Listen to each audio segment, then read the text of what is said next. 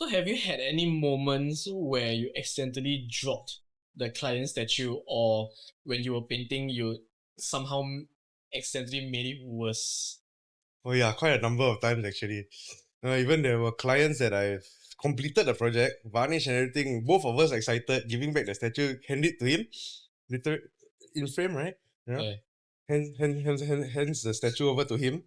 Next thing I know, he turns and goes, "Hey, thanks so much." Puts in the cup. Pop! The whole statue breaks in half. I'm like, oh shit. No, but that kind of thing, even once also, a couple of times also with statues that are too old, really very old, more than 80, 90 years old. It just disintegrates, when I'm restoring. But when I'm taking in the statue, I do tell that this statue, I don't know if can restore or cannot restore. I'll try. Some statues, the epoxy, the plaster, concrete. Some even can't even stick. Sometimes it just keeps falling out and falling out and falling out. Some of them will look perfect. Next thing I hand it to the customer and they think, oh, nice, nice. Went home, they put it back on the thing and it just topples. And then never mind, just send it back to me. I see what I can do again. Yeah, but quite a number actually. Some of them also completed the whole statue. Uh, Times of doing the tonings, the detailings, and everything like that. Uh, even even so, like I'm spray painting another one or uh, just cleaning another statue, and I place it behind and I forget. Then when I do my spray painting or my cleaning or example, and the chemical hits the other statue and it starts to run. Happens, yeah, happens. Quite a number of times, but not that crazy lah. But still, when it happens, it's like full on panic mode lah. I'll lose more hair because of this kind of stress. So if let's say given those that will just disintegrate because it's so old, yeah. after you restore it and then you give it to them, and then after that, because there were problems, so when you took it back, if let's say given that you cannot restore no matter how much you try, but the statue is already say damaged, how will you resolve it? Or will you just tell the client, say, sorry, I tried? It depends actually. There are clients that I try and try and try, even though like the client know is a gone case, I know, hopeless case, but I say, okay, I try this, I try that, I try this, I try that, I go and try and try and try and try and try until tomorrow morning can try, but then sometimes the most like unorthodox thing happens, or like idea just comes to my head. Yeah, like, okay, I just try, try it out and it works. And everything stays put and everything like. I call the client, okay, settle already. But very rare lah, those kind of moments. There are some statues I try to restore but cannot. Even though I tell the client first, I said I really cannot do this. It's beyond hope already. I cannot even fix. I don't even know where's the face, where's the hands. It's that bad. It's just bad. You see what you can do with it lah. Take it as a trial project or okay lah. I see what I can do lah. But doesn't really happen that much Were there any supernatural events when you either you bring back the statue or on site? I wouldn't say supernatural, but it's weird as hell.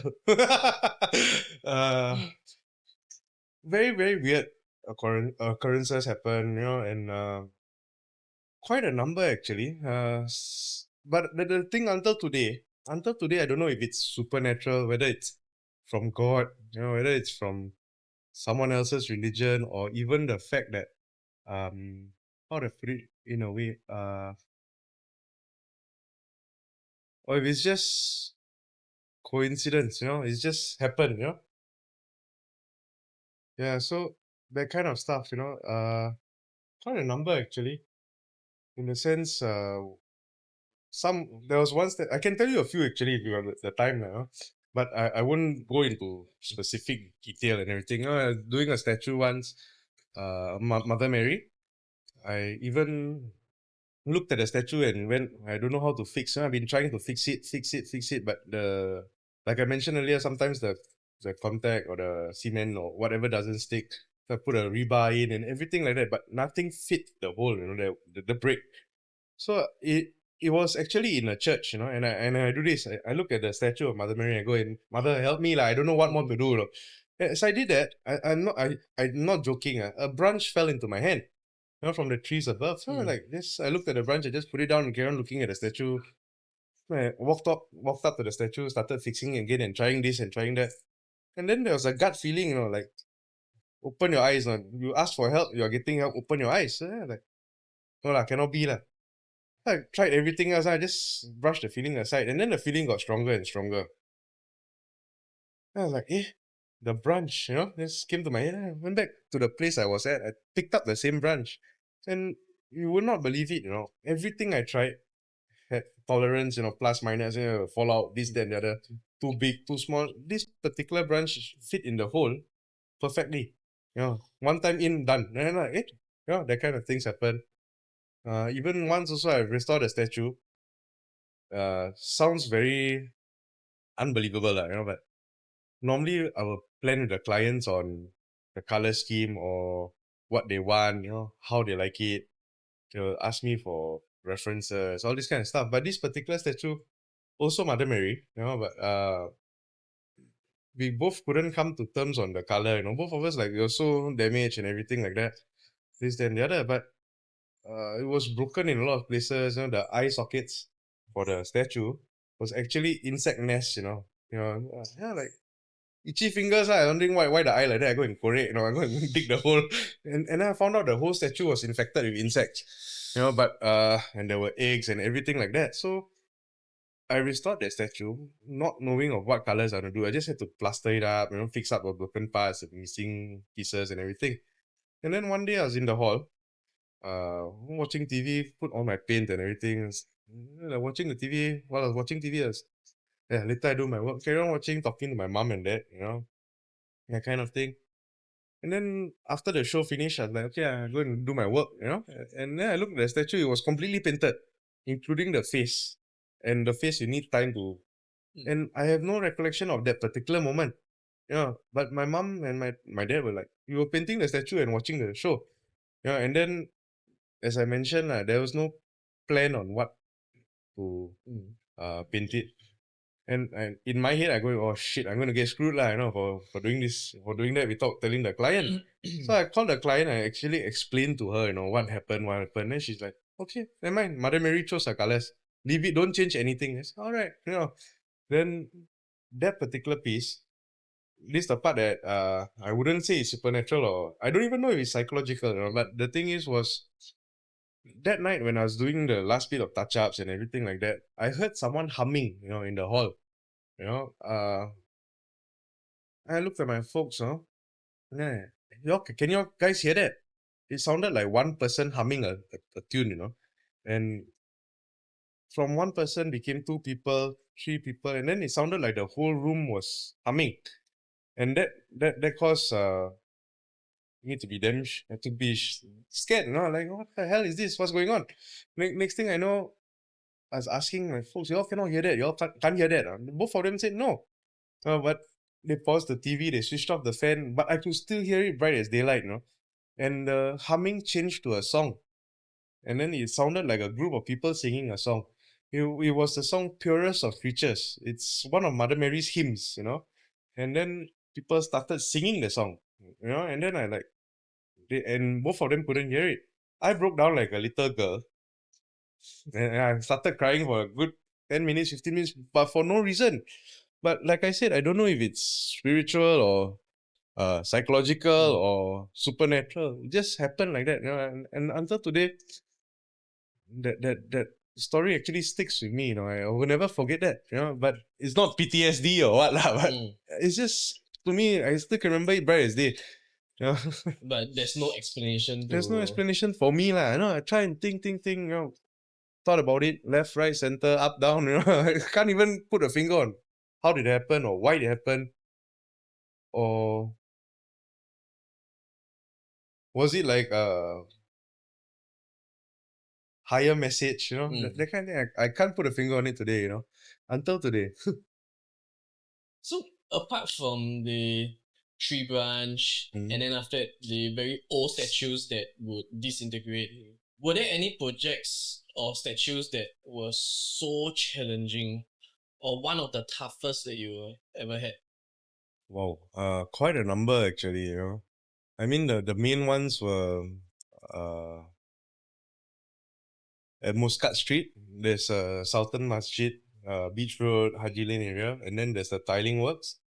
I did one of those projects for the Oman consulate, the Oman embassy. That was one of the hardest one because from what I recall, uh, this particular project was there for more than 15, 20 years and nobody wanted to take it, because it was quite a touch and go, like going for surgery, that kind of very delicate. If you screw up one thing, everything is going to screw up. So I went and have a look at the project and I say, okay, I told them literally, I'll try, but I can't guarantee anything. And the guy looks at me, he goes, why you think you can do this? I say, because I was thinking of it and I'm doing this. I think I thought of doing it this way and this way and this way and this way. I explained to him, and he goes, okay, all the rest of them never even thought of this. Yeah, like, okay, okay, go and do it. So I did it, and that took a while, and it was unsheltered, and everything like in the middle of the road. So I had to think of the weather and everything like that, the flow of traffic, people, and everything.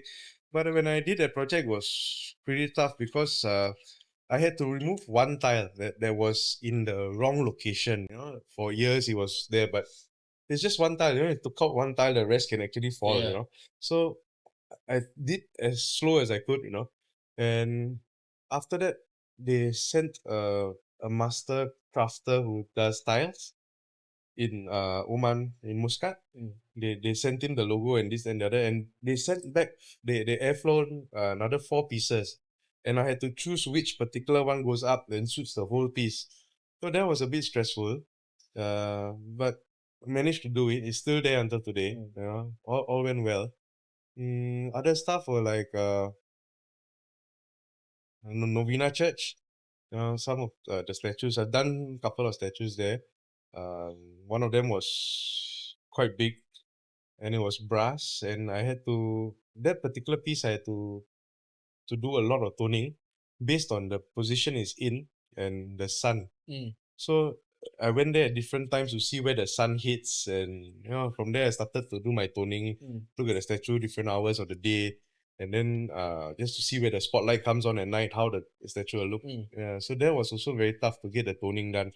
Like if I'm going to polish a full statue, yeah, I can close eyes and do it, but to do that for a big church is one of my proudest moments. Yes, and also it's one of my most stressful thing because it's for everybody to see, and it's not a statue that's hidden. It's not on the main road. You walk past, you can see the statue also. The main road. Yeah, that very first statue when you go up the staircase. Yeah, the staircase. Yeah, the one on the left when you walk up the staircase. There's a bust of Saint Alphonsus. Yeah, that was also stressful. I mean, I've done some statues also without hands. I mean, to measure the hands up, to get the statue looking perfect or as well as I can do, but there were quite stressful ones also. But I mean, it's a hurdle I have to cross. I cannot be sitting down and don't progress in my career and anything because I'm scared. If I have to, I have to. I wouldn't say force myself, but I have to take a step. I cannot just be like, in my own bubble. Stepping out of your own comfort Yeah, zone. I have to do that, regardless of how stressful the situation is or not. But over time, also, I think I wouldn't say I'm everything I can do, but I still have to see the projects, and then some of them I still turn down. But it's getting better over time. Then when you're doing the tile restoration and the one at Novena Church, given that it's such a public space, did you become an exhibitor? Yeah, at times, quite a number of people, random TikTokers, random influencers, random as hell, but like, hey bro, what are you doing? Yeah, I tell them, like some of them like, okay, I get grumpy, because I'm in the sun, it's damn hot, covered in soaking wet, just soaking wet from sweat. And they come, hey bro, what are you doing? I say fishing, and then they laugh. Restoring this, but I don't mean to be funny about it lah. Then they start laughing. They're like, oh, what are you doing there? I say sorry lah, very grumpy, very hot, very thirsty. It's just too hot, It's getting sunburned and everything. Then they start laughing, And like, can we take a video of you? I say, yeah, go ahead. Then they a couple of them, that like they like, oh, explain to me what you're doing. Then they do. Some of them have done that. Even have tourists, they come up to me like, oh, what are you doing? They're like, oh, I'm restoring this. Oh, how long has it been? Oh, you're soaking wet. And I say, no, I'm dry.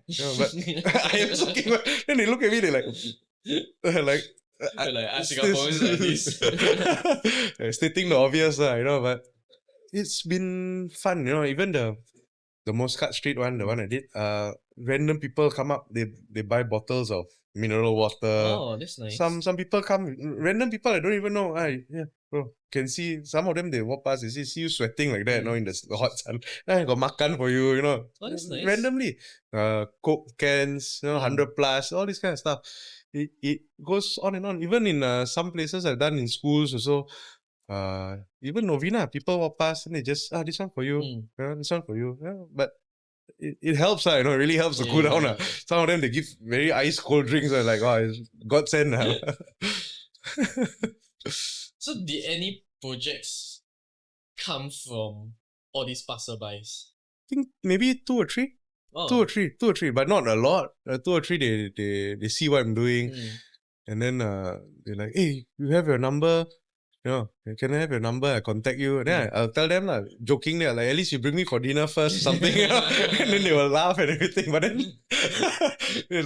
most of the time, they do give the number or they take my number. And then within a few days, they contact me, like, hey, you can remember me? Met you this place. Most of them, they will tell where they met me. And they're like, yeah, I remember. Oh, this one, my statue, you can help me to do it. I say, yeah, I can. Just bring it down to me. I have a look at it. Then, like for every statue I do, right, I try my best not to quote online or through pictures because I don't want to overquote and I don't want to underquote myself also, but a lot of misconception also, going back to that question, a lot of them think that you look at a picture, you can tell. So sometimes pictures are deceiving also, but yeah, that kind of thing. But most, I think about 3 of them. 4 of them. Which is good lah, business work is work, So were there, okay, so now given that we already talked about the most challenging projects, were there any very, very fun ones? Very fun ones, quite a number actually.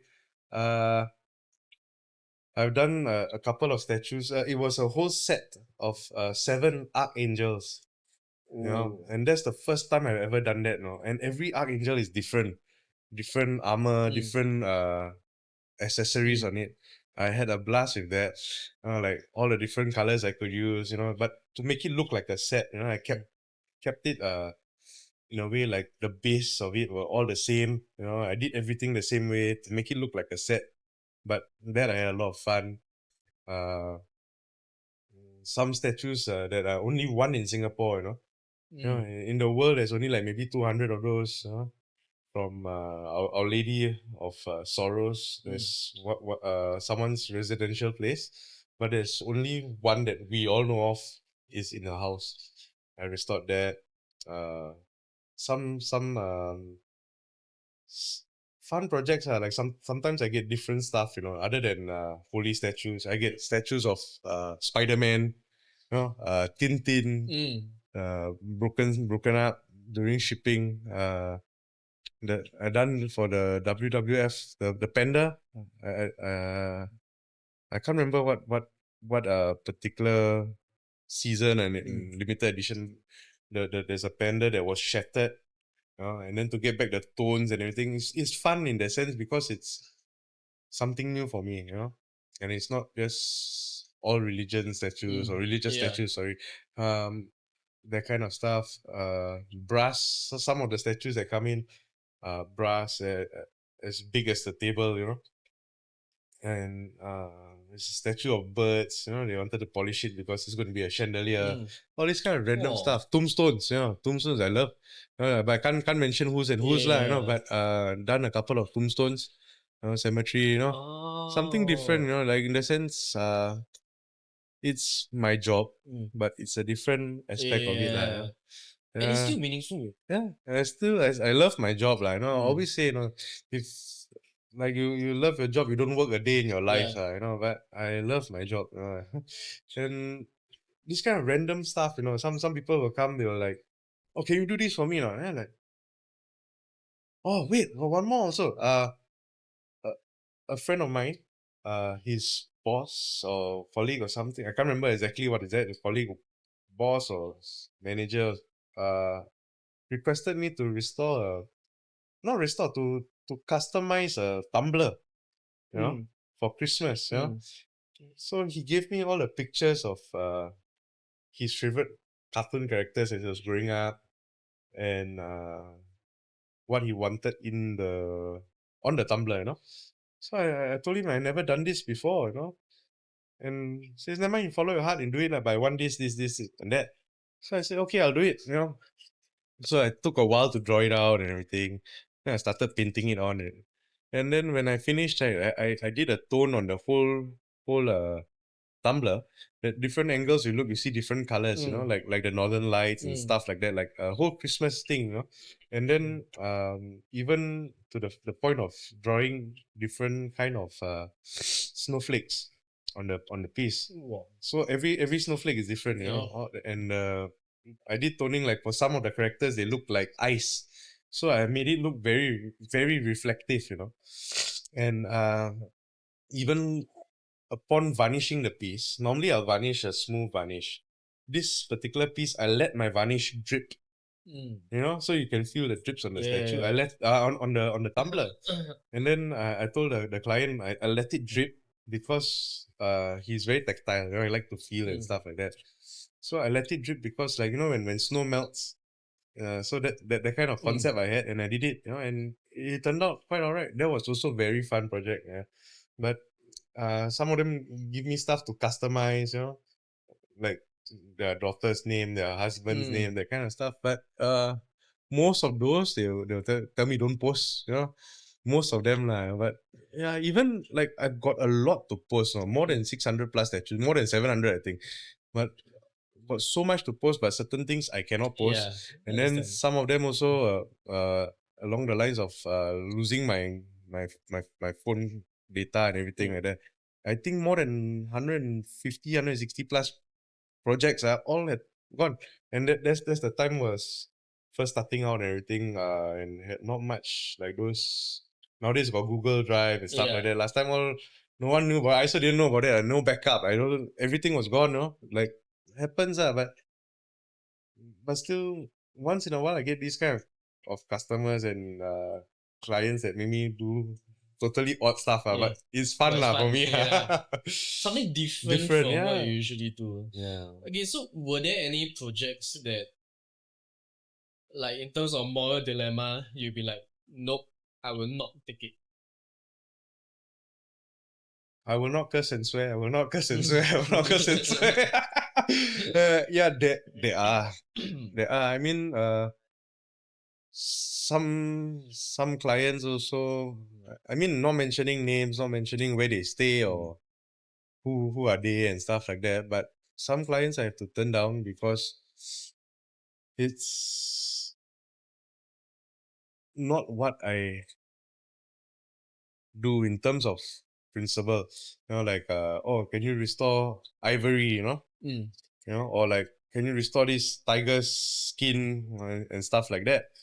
And for me, it's a no, like they can give the whole long story like, oh, it's bone, it's made of plastic, but I mean, come on, like, I'm doing this for years already. I want to pull the blanket over someone's face, at least be proper, But like when I go there, I say no, I can't do it, and then it's like, oh, we pay you extra, we pay you more, we pay you this amount, we pay you this amount, and I'm like, nah, still not doing it. And the amount is not a small, it's a amount, like, I actually think, should I do it or but it's just that kind of time that I just like, I'm not doing. Because I'm not going to go and help someone who, like example, hurts animals, for their art. I'm not going to endorse it or like, oh yes, I will help you to make your art nicer. To me, it's like the animal died, the animal suffered because of you or whoever, how you got it. The animal still suffered. But I'm not going to go and like, I can't help you to do. But I've been through that. I've been through clients who are just damn rude, like really rude. Like no basic courtesy, no respect. Yeah. And they even come up to you and do this. I'm not joking. Hey, come and help me to fix this. That kind of thing. That kind of thing. Like I said, I won't cuss and swear, but yeah, it was that bad. And it goes to the all the way up to the point that I say, even if I can do your statue for you, which I could, I still turn his project down. And he goes, why? Why? I say, because I don't want to work. I don't want to do your project because you're just plain rude. I'm not going to take it. You know? Even if I take it, I'll be no mood doing it. I don't want to do it. You go, then never mind. Say, then never mind. Really never mind. But a lot of different things lah. Some of them were just really very disrespectful. Some of them talk down to you like you're some piece of rubbish on the road. They're just like, oh, I pay you this money, blah blah blah. That kind of thing. You do this, do this, do that. I turn around, tell them, no, I'm not doing that shit for you. Sorry, but that kind of thing. I cannot. Because it's my job. One and two is technically I'm helping you. I got no anybody. You got no right to talk to them in the way. Yeah. Like it really depends lah. To be very frank. Okay, apart from your initial works that you have done for your for your friends, your relatives, were there any projects currently that you actually did pro bono for the client? I have, but I don't do it much. But when I can do it, I do it. Not because of everybody that comes with a sob story. I mean, very frankly, I've grown up with nothing. Very, very frankly. There were times, if it's okay, I will say, there were times that growing up in the house, there was no electricity. Had to share 4 bloody pieces of bread for lunch and dinner. Had no heater. That kind of stuff. When growing up, been through that kind of life. So when someone tells me, or you see someone lah, you've been through something, you know the hunger, the pain of it. Some of them they do tell me sob story, but I personally I don't believe. Some of them they tell me, look in their eyes and believe. Some of them they like, I expected it to be lower. The price. I said, what are you looking at? Too low. And I said, I cannot do too low. Then this price. I said, I look, okay lah, can, I'll do it lah. But not often, not ever so often. But it even comes to a point of time like some elderly people, they even say they break it down in staggered payments, like over a few months, like just to pay a smaller sum, But when that happens, I know that they're really tight. So I just say, okay, can, no problem. And then I take it in, I restore it. Then like, auntie, Merry Christmas. Your pay now. Never mind. Merry Christmas for you, that kind of stuff. Even for a couple of statues, actually. But I don't like to blow my own trumpet, But done. You asked a question, and I'm telling you honestly, I've done before, But not often. Really depends on the gut feeling, the heart, and how they explain themselves and stuff like that. I mean, if I can help someone do it, I'll do it, But like I said to a lot of clients, I'm running a business, not a charity, But sometimes I feel, like I said earlier, in the earlier part of the interview, I said, if I can help someone, I will help, So if I can help, I will, regardless of money, Money can always be earned. Very straightforward, And you die also, your money can't go with you, So that kind of thing, kind of concept, I mean, in some way, you are living your legacy in different people's houses. because you restore the statue and that is your work. Yeah. So that is your form of legacy that you are leaving behind as well. I guess so, yeah. Actually, I think you're right now. Yeah. Yeah, I didn't think of it that way, but yeah. Okay, so are there any projects where you aspire to do, like any overseas project? Quite a number actually. I would love to restore statues or churches, temples overseas like Cambodia, Philippines, or all this kind of stuff like Bali, all the statues, Thailand. I really aspire to expand my business and do that, and even national monuments in Singapore. I mean, I've been offered, but I wouldn't say which national monuments. It's a national monument that everybody knows. Even it's just there. It's just there. I've been offered to come around and have a look at the project and this, that, and other, but I also couldn't take it because like right now I'm a one man show.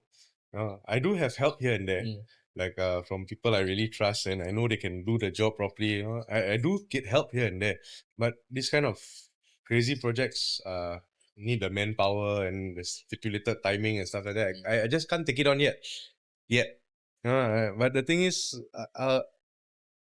I'm going to in time expand, get manpower, get people, train them and stuff like that, so I can do more bigger projects. Instead of being like a household legacy, like you said, maybe a island-wide legacy that the company name everybody knows, that kind of stuff. Potentially international as well. Potentially. And I have offers from Cambodia, Thailand. If I remember correctly, they call it. You can come down and do this, but we got this amount of time to do it. I said, I have one person doing. How you want me to do? Then they okay, we will keep you in our contact. That kind of thing. Once in a while, they will just randomly message, "How are you, sir? How are you, bro?" That kind of thing. But still kept in contact. But nothing big overseas yet. Yet, you will come. I know you will come, but yet. Even get clients, they call, hey, we are sending in something from God knows which land. We're sending it to Singapore, to your unit. And I'm like, okay, what? We're sending it to you to restore. Don't quote us, don't tell us the price, everything. We just take, you tell us how much.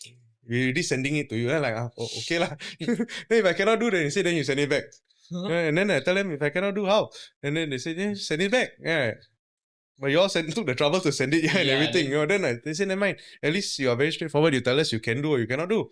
And we didn't want to waste the hold up, whether you can do and see the thing first. Just send first, so don't waste time. I said, okay, can figure out something. I've done a couple of those from Australia, one, and another one was in.